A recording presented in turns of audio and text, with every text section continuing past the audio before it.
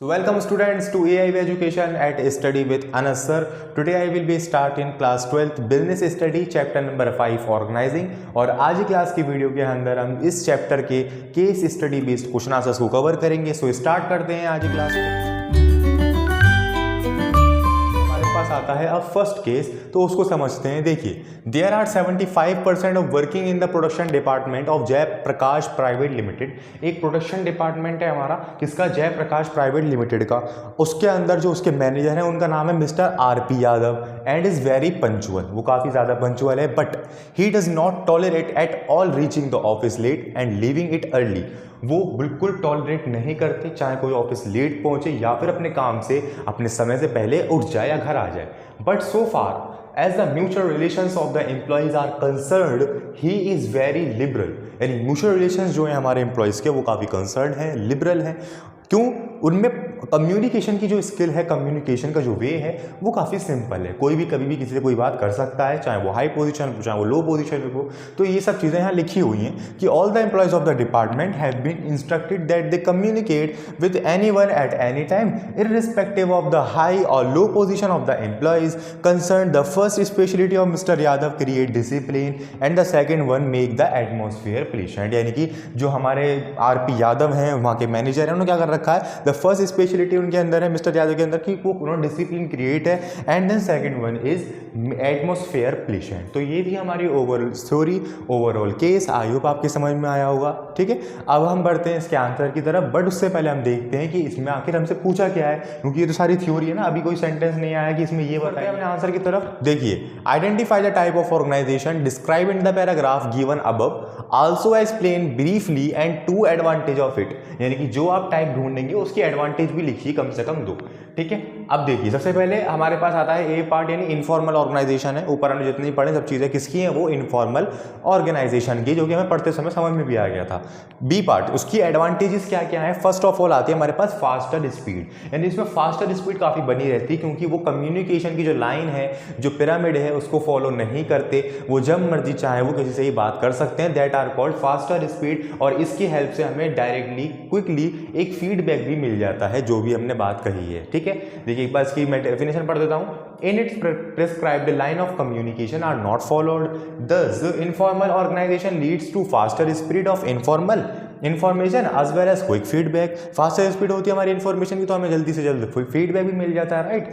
अब देखिए सेकंड आ जाइए, फुलफिल सोशल नीड्स। इसके द्वारा हमारी सोशल नीड्स जो हैं वो भी फुलफिल होती हैं। वो कैसे? All the people in the group stand by one another in all the organisation और पर्सनल मैटर्स। तो यहाँ सिंपल है, पर्सनल मैटर्स की तरफ, है ना। तो यहाँ पे हमारा यह आंसर फिनिश होता है। आई होप आपके समझ में आया होगा।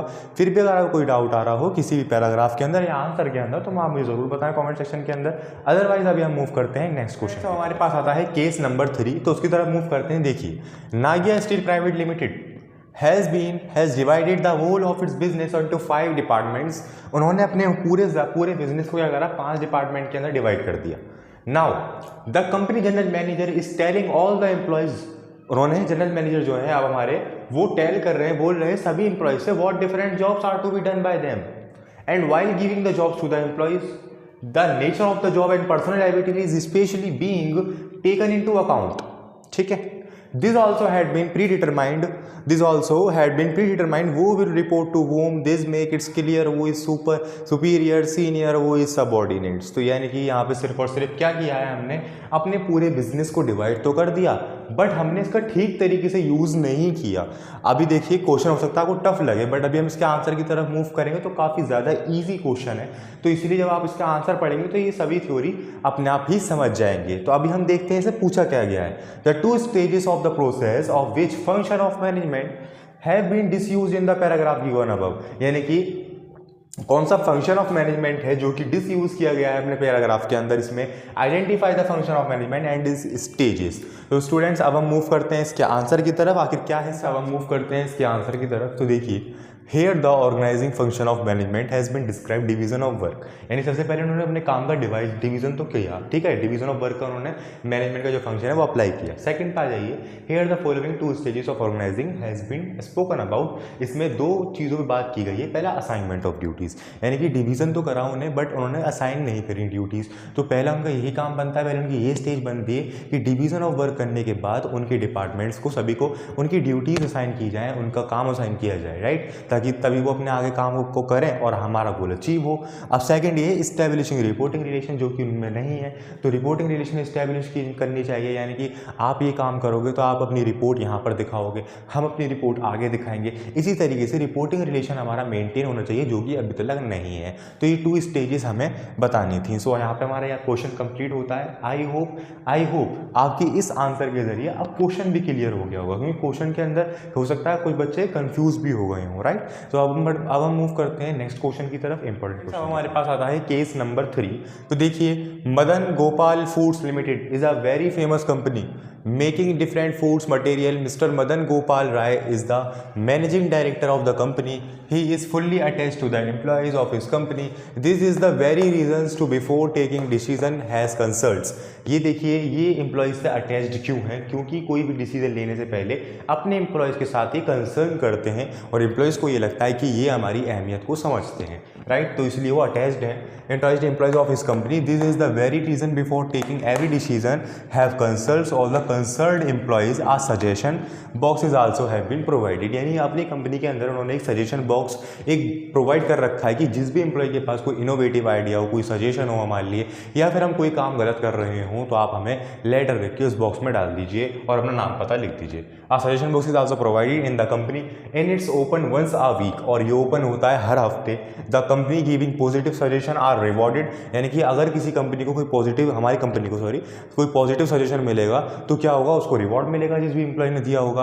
Otherwise beside the employees of the company also enjoy the full freedom of communicate, और हमारे जो इस कंपनी के एम्प्लॉयज़ हैं उनके पास फुल फ्रीडम है कम्युनिकेट करने की any time any senior officer से, किसी भी टाइप, both the type of related to the jobs of their personal leaves, किसी भी तरीके की बात करने के लिए, यानी कि अपने जॉब से रिलेटेड, अपने पर्सनल मैटर्स से रिलेटेड अपने सीनियर से और किसी भी समय हम बात कर सकते हैं, यानी फुल्ली फ्रीडम है हमें कम्युनिकेट करने के लिए, राइट। तो ये था हमारी पूरा केस, ये पूरी स्टोरी। अब देखते हैं इसके अंदर पूछा क्या गया है और इसके आंसर की तरफ मूव। स्टूडेंट्स, अब हम देखते हैं कि हमें क्वेश्चन में पूछा क्या गया है। तो देखिए, identify the form of organisation describe in the paragraph of above. तो देखिए, इसमें हमें आइडेंटिफाई करना है कि आखिर वो कौन सा टाइप है ऑर्गेनाइजेशन का, जो कि ऊपर वाले पैराग्राफ के अंदर डिस्कस किया गया है।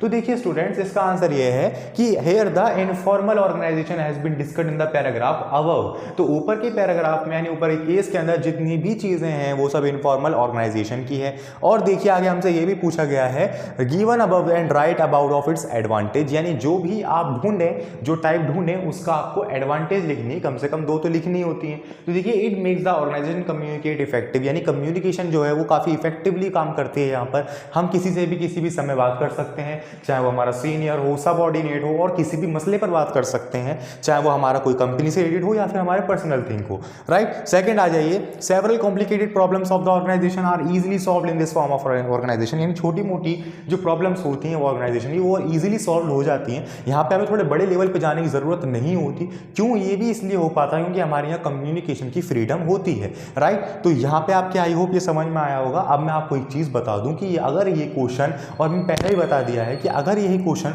5 या 6 नंबर का आ रहा है तो आपको कुछ नहीं करना, सिर्फ इन 2 पॉइंट्स को एक्सप्लेन कर देना है अपनी लैंग्वेज के अंदर। बट लैंग्वेज ऐसे यूज़ करनी है कि एग्जामिनर समझ पाए कि आप कहना क्या चाह रहे हैं, राइट। कोई इसमें कोई लंबी चौड़ी इंग्लिश ग्रामर की नीड नहीं होती। इंग्लिश के अंदर देखा जाता है grammatical mistake, but other subjects में नहीं देखी जाती, बहुत कम देखी जाती है। तो इसीलिए आपको ऐसी लैंग्वेज का यूज़ करना है जिससे हम समझ सकें पढ़ने के बाद कि हाँ पर्सन जो है वो ये कहना चाह रहा है, राइट। तो अगर ये क्वेश्चन हमारा 2 या 3 नंबर का आ रहा है, कभी कभार ऐसे क्वेश्चन आते हैं इनके क्वेश्चन तो काफ़ी बड़े होते हैं बट आंसर 2 या छोटे छोटे से होते हैं। वो इसलिए होते हैं क्योंकि वो क्वेश्चन होता ही 2 या 3 नंबर का है। मगर कुछ स्टूडेंट्स क्वेश्चन को देखते हुए आंसर इतना बड़ा बड़ा कर देते हैं, मगर मिलना उस पर 1-2 नंबर है, तो उसका कोई फायदा है नहीं। अगर यही क्वेश्चन 2 या 3 नंबर में आ रहा तो इतना इनफ है, अदरवाइज आप उसको एक्सप्लेन कर दीजिए तो आपके 5-6 नंबर कहीं नहीं गए। तो यहाँ पे इसी के साथ हमारा ये क्वेश्चन फिनिश होता है। अब बढ़ते हैं नेक्स्ट क्वेश्चन की। अब हमारे पास आता है क्वेश्चन नंबर 4 जो कि आपके लिए है। तो आपके लिए क्वेश्चन है, समझते हैं इसको। तो Rishabh joined an entertainment company Avatar as a creative head, as a manager looking after the creative unit of the company, one of the function he has to perform is the process of organization.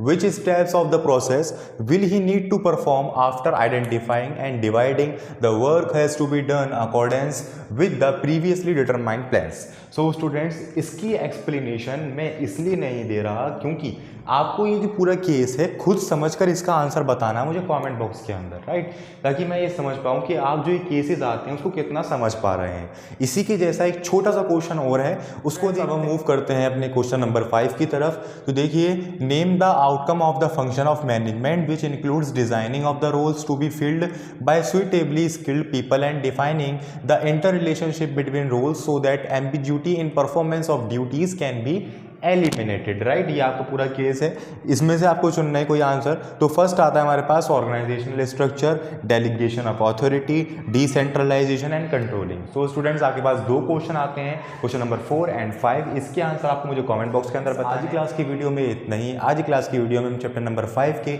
Organising की case studies को cover किया है, कुछ case studies को, और साथ ही 2 questions आपको homework में भी दिए हैं। आई होप आपकी सभी चीज़ें क्लियर हुई होंगी, या फिर आपको अपने जो होमवर्क के क्वेश्चन से उनमें कोई डाउट हो या फिर समझ में नहीं आ रहा हो तो आप मुझे कमेंट सेक्शन में बताएं। नेक्स्ट वीडियो जब हम बिजनेस स्टडी के अपलोड करेंगे तो उन्हीं 2 क्वेश्चंस के सॉल्यूशन से स्टार्ट करेंगे। सो कोई भी दिक्कत हो आपको कमेंट सेक्शन में मुझे ज़रूर बताएं। अदरवाइज नेक्स्ट क्लास की वीडियो से हम स्टार्ट करेंगे चैप्टर नंबर 6 स्टाफिंग, और इसके भी कुछ इंपॉर्टेंट क्वेश्चन आंसर तो कवर करेंगे। Thank you.